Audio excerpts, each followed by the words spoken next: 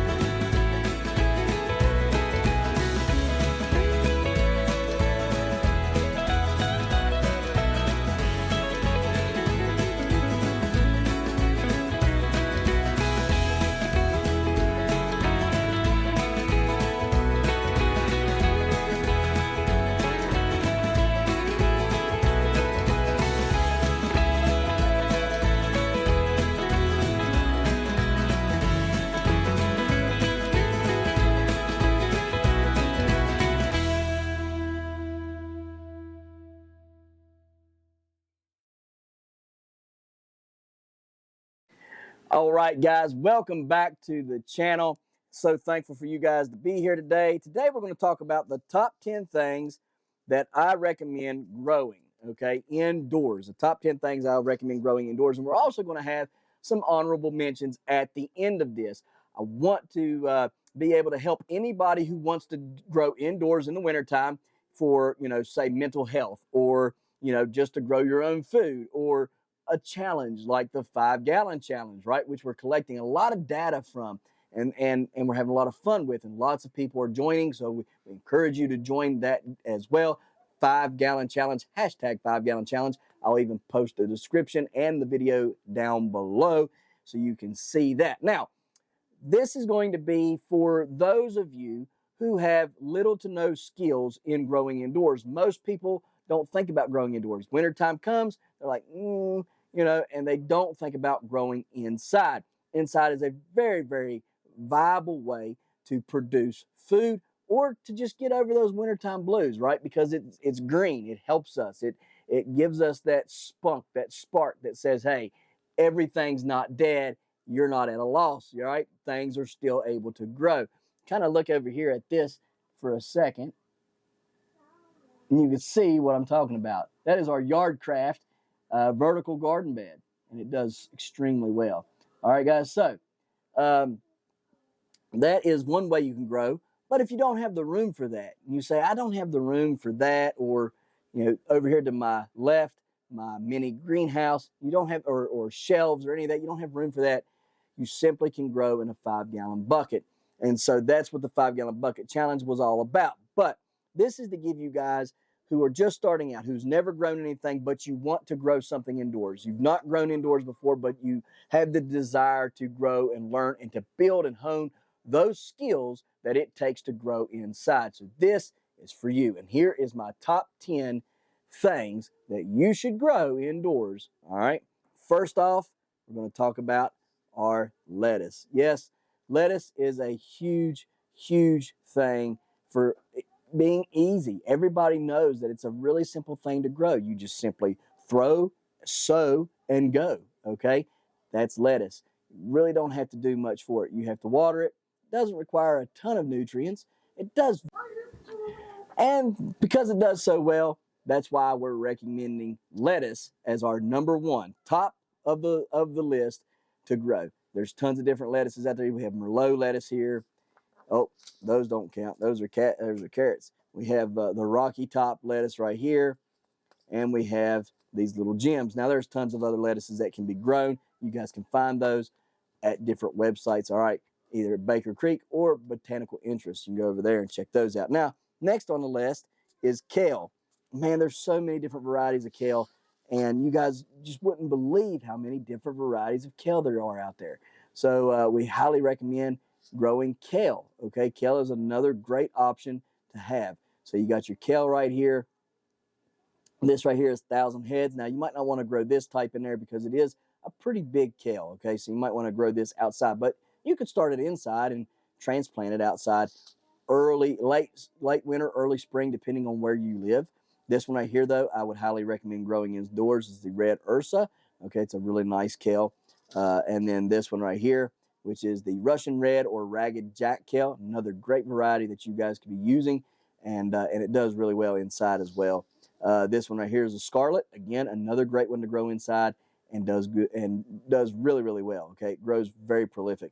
And all these kales you can use in different soups and things like that. So, there's a lot of uses for them. Here's another kale you might want to start inside. I do have some of this started inside that we will be transplanting out in the upcoming weeks toward maybe the end of February, okay? So we're going to be doing that out in the greenhouse in our birdie raised beds from Epic Gardening. So there's kale. That's my number 2 choice is kale. All right, moving along to number 3. Now, number 3 is a combination of 2 different things. And the reason why I went with a combination of 2 different things is because they're very, very similar to one another, okay? And not similar in taste or similar, in those aspects, but in how they grow here for me, okay? Now this lemongrass is not frost hardy. Arugula is frost hardy, but here's the thing. Here, it gets either way too cold to grow it or way too hot, so it bolts, all right? And this, it just doesn't do well for me here. I mean, it grows okay, but not like extremely well. But I have found that both of these do extremely well for me right here indoors. So that's why I'm recommending you guys grow them indoors, because they do so well for me indoors. So arugula and lemongrass are great options for you guys to be having and using, and they taste great. We love them. So there's the number 3 pick. Number 4 is chives. Chives do wonderful indoors for us.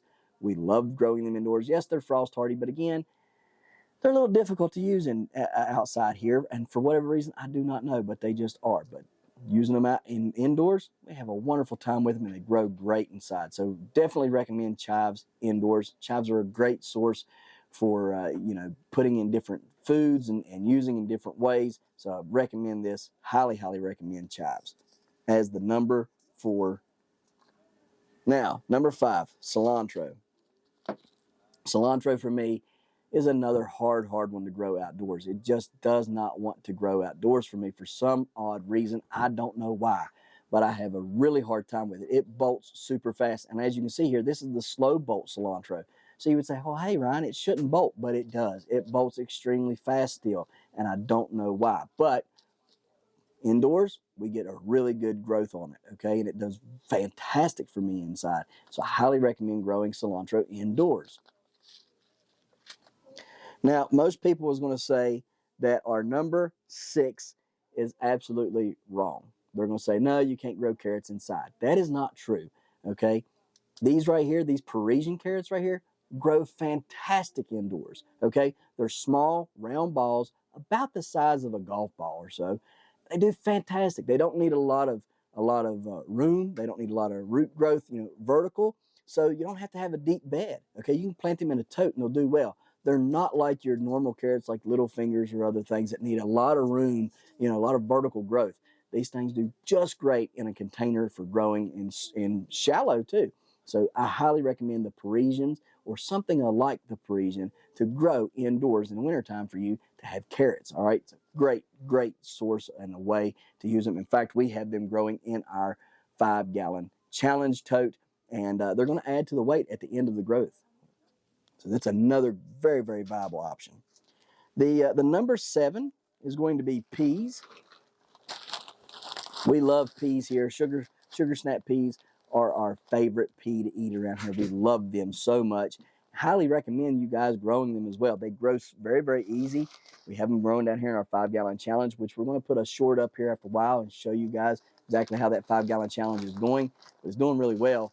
And these peas, they're growing in it, and they're going to do fantastic in there because they do every year. We grew them last year, and they did great. And they just do really well inside for some reason. They grow well outside too, but these grow exceptionally well indoors too. The number 8 is going to be Mizuna, Benihashi. All right, Mizuna, and it's a wonderful, wonderful leafy green that we eat here. You got your anthocyanins or whatever that is, the purple. Okay, I think I pronounced that right. Anyways, full of vitamins and minerals and stuff that you need for your body. We take this, we put this arugula and Swiss chard together, and we take a little bit of olive oil and we take a little bit of chicken broth and we cook it up like that. And man, you talk about tongue smacking good. That stuff is phenomenal. And Mizuna has a wonderful taste that it puts in with the Swiss chard and the arugula. So highly recommend this. Super easy to grow, very prolific, pick and come again kind of stuff. Now, here's the next one that I'm going to recommend, although we're not going to recommend those right there for a reason I will tell you in a second. But highly recommend bok choy. Bok choy is very, very good. You got that bok choy. You got this kind of bok choy right here, the milk bok choy, and then this Su Hao bok choy.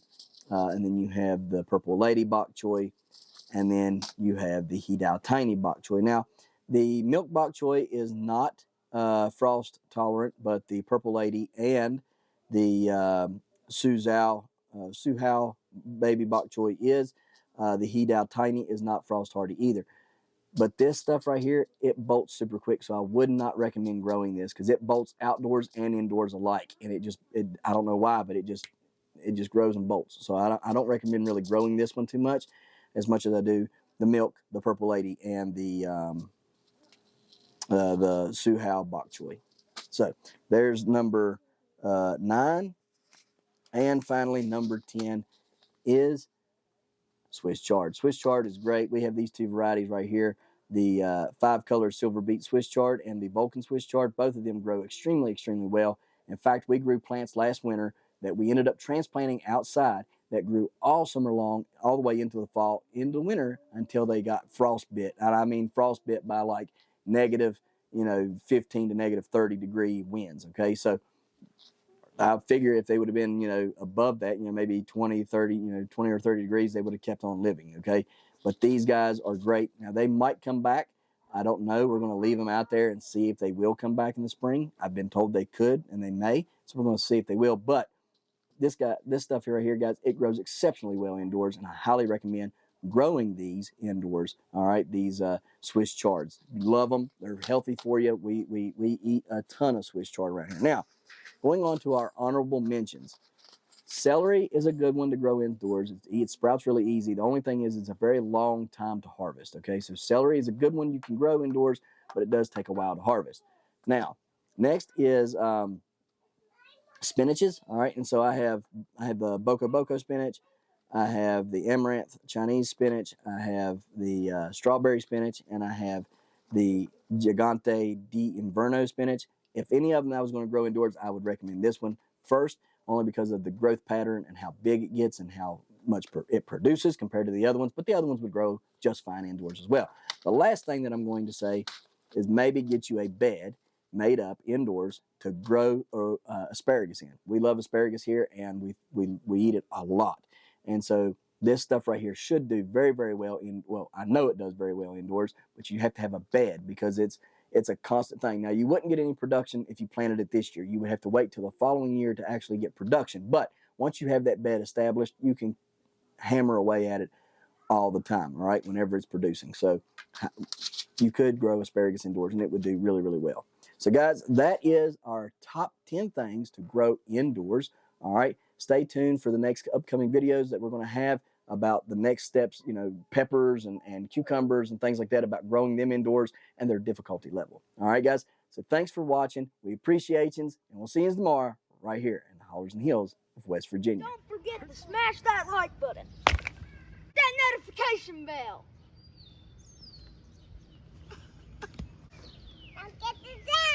Good job. Here you go. Thank you. Don't forget to share. Yep. There you go. Good job. And subscribe.